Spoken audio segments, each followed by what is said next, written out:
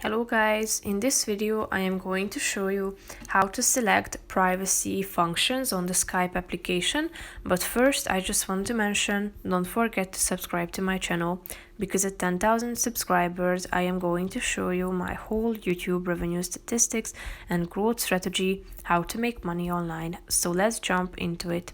First of all, open the application on your phone. Go to your homepage by clicking on the first icon down below, which is the chat icon, and then click on your profile icon in the upper left corner of the screen. Scroll down, tap on the settings section, click on privacy, and here, as you can see, you have a bunch of options here that you can turn on, such as concerning your location, like share location with Bing. So tap on this button next to it and then click on sure.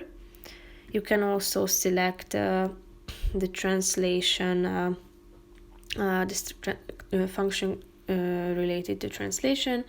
So there's this voice clip contribution, meaning that your contributed voice clips are improving the accuracy of Microsoft speech technology for everyone who speaks your language. So you can tap on the yes contribute. Now it is done, and you can also turn on this only allow Skype calls from contacts to ring on this device. And there is also the optional diagnostic data function that you can enable.